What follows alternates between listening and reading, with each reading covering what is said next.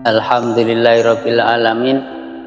Pada saat ini kita akan membicarakan tentang bagaimana turunnya wahyu yang pertama dan bagaimana keadaan Rasulullah Shallallahu Alaihi Wasallam sebelum menerima wahyu yang pertama, dan umur berapa pasnya Rasulullah Shallallahu Alaihi Wasallam itu menerima wahyu. Maka bagi teman-teman untuk sayuktanya untuk menyimak video ini sampai akhir. Terima kasih.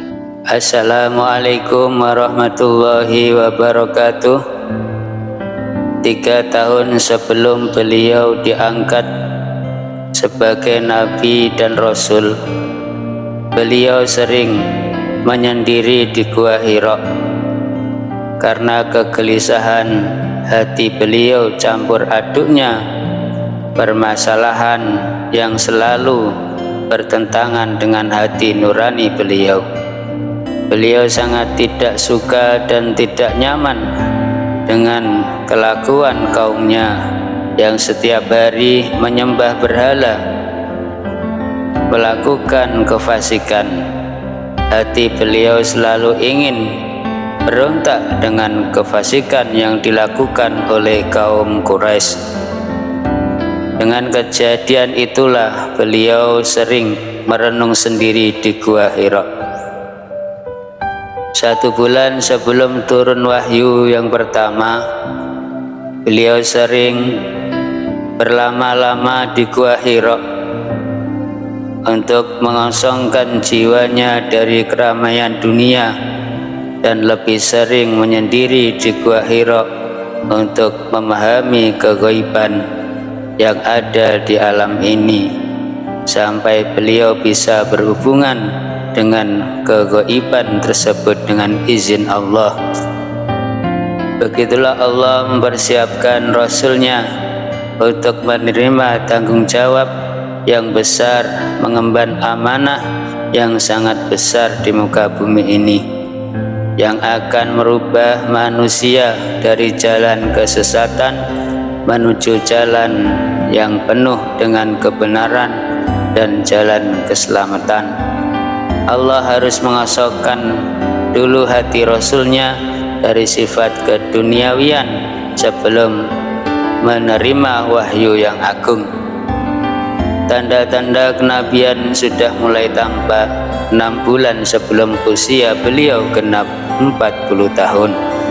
Di antaranya kejadian ada sebuah batu yang beruluk salam kepadanya dan ru'yah shadiqah, yaitu bermimpi yang benar yang berupa fajar yang menyingsing. Itulah salah satu dari 46 tanda kenabian Muhammad Sallallahu Alaihi Wasallam, hingga tibalah saatnya wahyu pertama turun kepada Nabi Muhammad Sallallahu Alaihi Wasallam, tepatnya pada hari Senin tanggal 21 malam bulan Ramadan, bertepatan pada tanggal 10 Agustus tahun 610 Masehi. Usia beliau pada saat menerima wahyu pertama adalah 40 tahun lebih 6 bulan 12 hari. Dikisahkan pada saat itu datanglah malaikat Jibril sembari berkata, "Bacalah." Aku Rasulullah Shallallahu Alaihi Wasallam menjawab, "Aku tidak bisa membaca." Beliau menuturkan, kemudian dia memegang dan merengkuhku sehingga aku kehabisan tenaga. Lalu dia melepaskanku sembari berkata, "Bacalah." Aku menjawab, "Aku tidak bisa membaca." Kemudian dia memegang dan merengkuhku sehingga aku sesak nafas. Lalu dia melepaskanku sembari berkata, "Bacalah." Aku tetap menjawab, "Aku tidak bisa membaca." Lalu dia memegang dan merengkuhku sampai 3 kali hingga aku merasa sesak nafas. Kemudian dia melepaskanku. Lalu dia berkata, "Bacalah dengan menyebut nama Rabbmu yang menciptakan Dia telah menciptakan manusia dari segumpal darah. Bacalah, dan Rabbmulah yang paling pemurah. Quran Surat Al-Alaq ayat 1-3. Lalu Rasulullah Shallallahu Alaihi Wasallam pulang dengan merekam bacaan tersebut dalam keadaan hati yang bergetar. Menemui Sayyidah Khadijah seraya berkata, "Selimuti aku, selimuti aku." Lalu beliau diselimuti sehingga badan beliau tidak menggigil lagi. "Apa yang terjadi padaku?" beliau berkata kepada Khadijah. Beliau memberitahu apa yang baru saja terjadi. Beliau bersabda, "Aku khawatir terhadap keadaan aku sendiri." Khadijah berkata, "Tidak, demi Allah, Allah tidak akan menghinakanmu selamanya, karena engkau suka menyambung tali persaudaraan, membantu meringankan beban orang lain, memberi makan orang miskin, menjamu tamu, dan menolong orang-orang yang menegakkan kebenaran." Kemudian Sayyidah Khadijah membawa beliau kepada Waraqah. Waraqah adalah seorang Nasrani di masa jahiliyah. Dia yang menulis buku dalam bahasa Ibrani dan juga menulis Injil dalam bahasa Ibrani. Seperti yang dikehendaki Allah Subhanahu wa Ta'ala, dia sudah tua dan buta. Dikisahkan ketika beliau Rasulullah Shallallahu Alaihi Wasallam menceritakan apa yang beliau alami kepada Waraqah, maka Waraqah berkata, "Ini adalah namus yang diturunkan Allah pada Musa. Seandainya aku masih hidup tatkala kaummu mengusirmu, pasti saya akan menolongmu dengan sungguh-sungguh." Beliau Rasulullah Shallallahu Alaihi Wasallam bertanya, "Benarkah mereka akan mengusirku?" "Benar," kata Waraqah, "tidak seorang pun yang membawa apa yang engkau bawa, melainkan akan dimusuhi." Lalu Waraqah pun meninggal dunia pada saat turunnya wahyu. Dikisahkan setelah turunnya wahyu yang pertama, lama sekali tidak turun wahyu lagi, bahkan sampai berhari-hari wahyu tidak kunjung turun, membuat Rasulullah Shallallahu Alaihi Wasallam bingung, sedih, dan tidak menentu pikirannya. Di dalam kecemasan dan kebingungan beliau karena wahyu tidak kunjung turun, maka sungguh Khadijah selalu menenangkan beliau. Setelah lama dalam kesedihan dan penantian turunnya wahyu, Allah membahagiakan Rasulullah Shallallahu Alaihi Wasallam dengan turunnya wahyu yang kedua. Pada saat itu Rasulullah Shallallahu Alaihi Wasallam mendengar suara dari langit. Kemudian beliau mendongakkan wajahnya ke langit.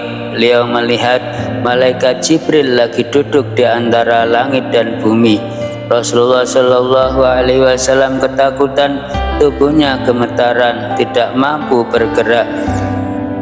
Dimanapun Rasulullah Shallallahu Alaihi Wasallam memindahkan pandangannya, di situ beliau melihat malaikat Jibril. Setelah malaikat Jibril tidak menampakkan diri, beliau pulang menemui Sayyidah Khadijah seraya berkata, "Selimuti aku, selimuti aku." Lalu Allah Subhanahu wa Ta'ala menurunkan surat Al-Muddatsir ayat 1-5. Setelah turunnya ayat di atas, maka wahyu datang secara berturut-turut. Ibnul Qayyim Al-Jauziyah berkata bahwa tahapan wahyu itu ada 8 tahapan, tapi satu tahapan masih diperdebatkan di kalangan ulama. Tahapan yang pertama yaitu wahyu berupa mimpi hakiki. Tahapan yang kedua, wahyu dibisikkan di hati beliau tanpa melihat wujudnya. Tahapan yang ketiga, malaikat muncul di hadapan Nabi dalam bentuk seorang laki-laki. Tahapan yang keempat, wahyu datang menyerupai bunyi lonceng. Tahapan yang kelima, Rasulullah Shallallahu Alaihi Wasallam melihat malaikat dalam bentuk aslinya. Tahapan yang keenam, wahyu disampaikan di atas lapisan-lapisan langit pada malam Mi'raj. Tahapan yang ketujuh, Allah berfirman langsung tanpa perantara. Dan tahapan yang ke-8, Allah berfirman langsung di hadapan beliau tanpa tabir. Dan pendapat tentang tahapan yang ke-8 ini masih diperselisihkan di kalangan para ulama. Kaum muslimin wal muslimat yang berbahagia, itulah sedikit sejarah turunnya wahyu kepada Rasulullah Sallallahu Alaihi Wasallam dan tahapan-tahapan wahyu yang turun kepada beliau. Semoga dengan kita mengetahui sejarah turunnya wahyu dapat menambah keimanan kita kepada Nabi Muhammad Sallallahu Alaihi Wasallam dan menambah kecintaan kita kepada Nabi Muhammad Sallallahu Alaihi Wasallam. Dan semoga kita semua mendapatkan syafaat beliau kelak di yaumil qiyamah.